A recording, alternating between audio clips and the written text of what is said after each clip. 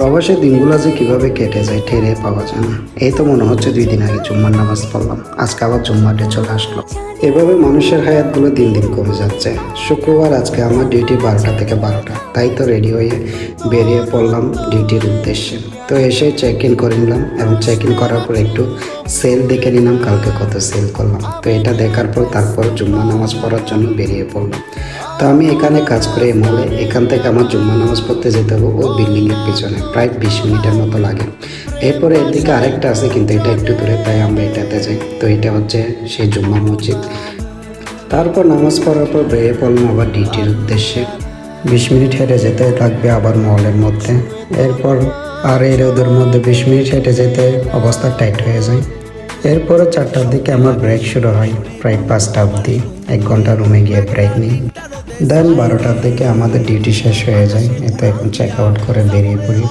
10টার পর আসলে তেমন কাস্টমার থাকে না, 12টা অবধি শুধু বসে বসে মোবাইল টিপি। হালকা পাতলা কয়েকটা ইন্ডিয়ান কাস্টমার আসে শুধু মাথা খাওয়ার জন্য।